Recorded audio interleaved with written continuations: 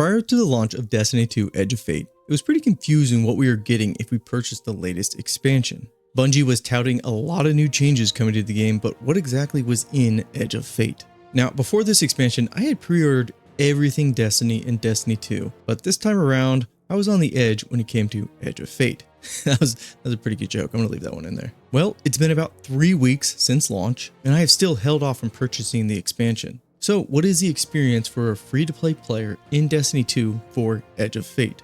Now let me preface this video by saying I'm more on the casual to above average, I would say, Destiny 2 player. I do dip my toe into every facet of the game, like raiding, dungeons, even PvP comp. And honestly, I think people take for granted just how many activities are in Destiny 2. But anyways, point is, I'm not a hardcore player and I don't do like raid contest mode. So the perspective and viewpoint of this video is probably going to sit more on the casual side. First, let's start off with what is new in Edge of Fate for a free-to-play player. And I think the first thing we should talk about, and probably the most important thing, is the new Portal Hub. This Portal Hub is basically going to be your new directory that is going to funnel you into activities for gear. Now, a lot of these activities are old activities that have been retooled and have some of the new enemies in them or modifiers, but something like solo ops are essentially mini missions that take place in existing locations, but have been retooled to almost function like a story mode lost sector. They'll have voice lines from characters and a few different mechanics or mission objectives you need to complete before you can go ahead and take on the boss. As you get familiar with the portal activities, you'll notice there's a modifier tab. And in the modifier tab, you can add challenges that'll bump up your combatant's power in return for a reward that is a higher power level and higher tier. So there's a lot of tweaking you can do depending on your skill level and how much you want to challenge yourself for a more powerful reward. There's also guaranteed drops with some activities, and you'll notice you'll actually have bonus drops as well. So this is a way to focus what drops you're getting in certain slots. And overall with the portal here, I kind of like it. And as a free-to-play player, you might be sitting there thinking, okay, we're just going to be grinding old weapons, old armor. And that's not the case because the whole game got the Armor 3.0 revamp, as well as a whole slew of seasonal weapons being added to the game. And again, as a free-to-play player, we have access to a lot of those new drops. And in addition to the seasonal weapons and armor, in-game events like Arms Week or something like the Solstice are still available to us. So there's really nothing stopping us from getting our grind on and hitting that pinnacle power cap. Well, gee there, Mr. Nomad, with this new Portal Hub, the Armor 3.0 and tier seasonal weapons, are we really missing out on anything by not getting Edge of Fate? All right, slow your roll. Let's talk about what we don't get as free-to-play players. Obviously, we don't have access to the new campaign, and I did hear the story is actually pretty good this time around, but we're also missing out on the Destination Kepler and the raid associated with it. Now, of course, with the destination and the raid, there is loot that is specific for those locations that we are just not going to be able to get. And missing out on those weapons can be a big pain point, because something like the new exotics can potentially be meta-defining in something like PvP. I'm looking at you, Graviton Spike. So missing out on those items, yep, that can sting a bit, but later on we are getting an Ash and Iron update. It's a major update, and with it is going to come a new location with the Plague Lance that's going to have a new activity and new loot, but that is free. So if we take a step back, that $40 for Edge of Fate is essentially just the campaign, destination, and raid, and of course all the loot that is associated with it. But everything else here is free, and I gotta say, it's pretty generous.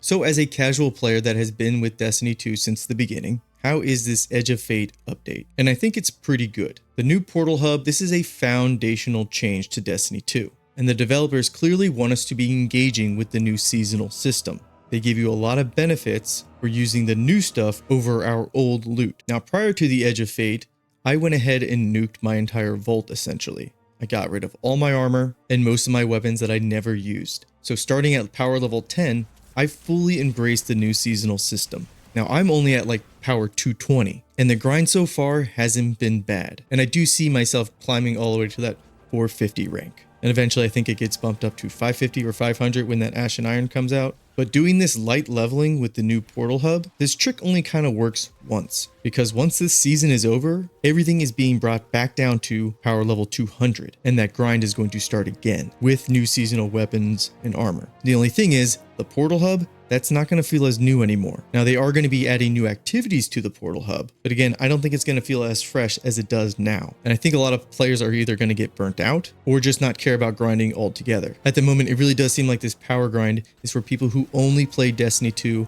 all the time. And as a casual player, again, the first time here, tolerable because the Portal Hub, it's new. But doing it for a second, and then a third time? Yeah, I don't think so. I don't think it's in the cards, Chief. I'm hoping Bungie comes to some sort of realization where they fix this blight level grind as far as like how long it takes, either by lowering the ceiling, maybe being more generous with loot, but I feel like they have to figure out some way to make this grind quicker. I could see some people sitting there saying, okay, you're not paying for the expansion. What are you complaining about the game being longer? That's just more free content for you. And you're right, but the perspective I'm coming at it from is Edge of Fate is this new era in Destiny 2, and I'm just unsure about the new systems and the direction they're taking the game. So if they're doubling down on this seasonal model and making this grind this long, then it might be time to start thinking about moving on from Destiny 2. Now, admittedly, I am going to be picking up Edge of Fate, but I'm probably going to be waiting till it's on a steep discount. And looking towards the future at the next expansion, Renegades, I'm hoping they add something sexy to make me want to pre-order it, like a new subclass. But honestly, with Renegades, if they just add like a Mandalorian armor, I'm just kind of in.